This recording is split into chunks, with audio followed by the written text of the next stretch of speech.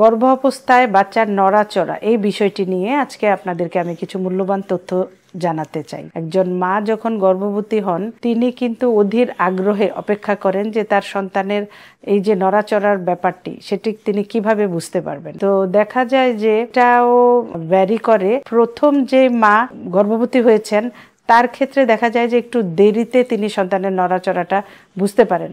সচরাচর আমরা বলি 18 সপ্তাহের পর থেকে নড়াচড়া টের পান। প্রথম মনে হবে যে একটু হয়তো ধাক্কা লাগছে বা বুদবুদের মতো মনে হবে, এবং পরবর্তীতে আস্তে আস্তে তিনি যখন 6 মাস পার করবেন ওই সময়টাতে একটা বাচ্চার নড়াচড়া আসলে মা ভালোভাবে ফিল করতে পারেন। তো মা কতবার বাচ্চা নড়াচড়া ঠিক হলে বুঝবেন যে না বাচ্চা ঠিক আছে?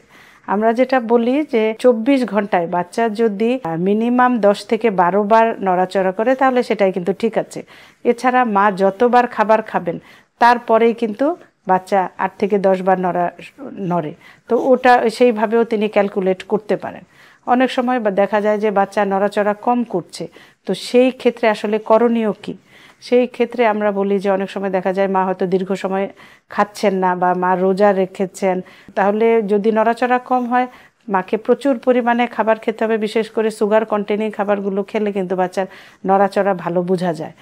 প্রচুর পরিমাণে পানি খাবেন, ফ্লুইড জাতীয় খাবার খাবেন, এবং মা বাম কাতে শুবেন। পর্যাপ্ত পরিমাণ যদি রেস্ট নেন, বিশেষ করে রাতে 8 ঘন্টা, দুপুরে 2 ঘন্টা যদি রেস্ট নেন তাহলেই দেখা যায় যে বাচ্চার মুভমেন্টটা অনেক ভালো থাকে। অনেক সময় দেখা যায় মা যদি অসুস্থ হন, বিশেষ করে জ্বর থাকলে বা অন্য কোনো ইনফেকশন থাকলে, তাহলে কিন্তু বাচ্চা নড়াচড়া কমে যায়।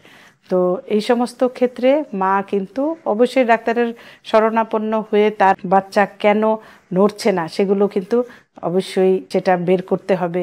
অনেক সময় দেখা যায় যে বাচ্চার জন্মগত ত্রুটি থাকে, বিভিন্ন স্ট্রাকচারাল ডেভেলপমেন্টাল অ্যানোমেলি থাকে, যার কারণে বাচ্চা হয়তো একদম কম নড়ছে বা বাচ্চার গ্রোথ ডেভেলপমেন্ট সেরকম হচ্ছে না।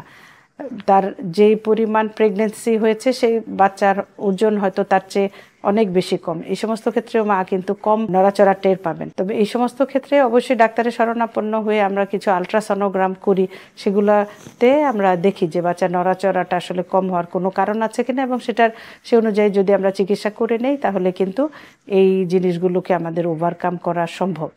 তবে দিনে যদি 8 থেকে 10 বার বাচ্চা নড়াচড়া করে সেটাকে আমরা স্বাভাবিক ভেবে প্রেগনেন্সিটা এগিয়ে নিয়ে যাব, এবং সেই ক্ষেত্রে অবশ্যই মা একটি সুস্থ বাচ্চা জন্ম দিতে পারবেন। সবাই ভালো থাকবেন, সুস্থ থাকবেন। ধন্যবাদ।